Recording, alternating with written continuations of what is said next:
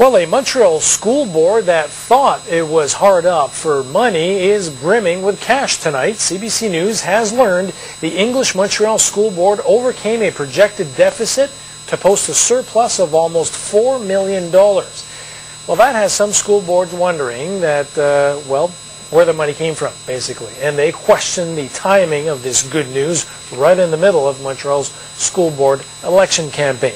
Now, that election is on November 4th. Typically, turnout is fairly low. Only 9 to 12% of the population cast ballots. But the English Montreal school boards, well, they're making this vote a call to arms for the Anglophone community.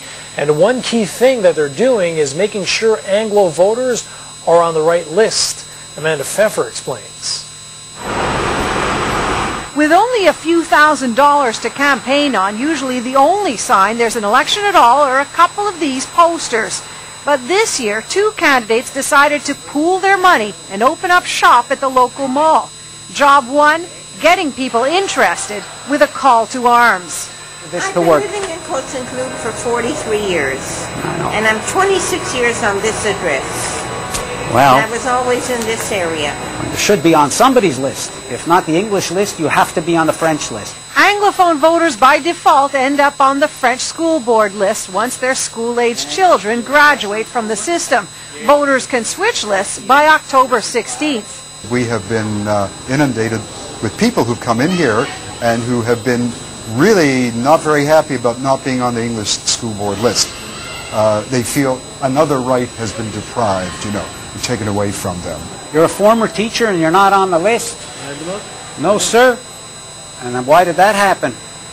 Did you get a letter in the mail in the last week or two? Maybe you got one that looked like this? We spend an inordinate amount of time chasing people to find out, are you on the list, are you on the list, instead of just concentrating on the issues and debating the issues.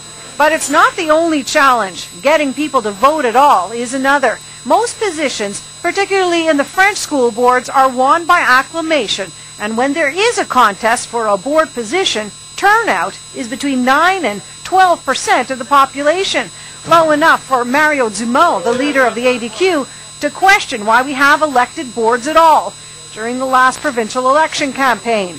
People should look on this school election as a referendum on English school boards. You want them or you don't want them. If you want them, come out and vote. Vote for whoever you want, but show up at the polls. The candidates running for the English school board say it doesn't really matter whether you feel strongly about dwindling enrollment or school infrastructure. They say you should vote in the November 4th election, well, because you can. Amanda Pfeffer, CBC News, Côte-Saint-Luc.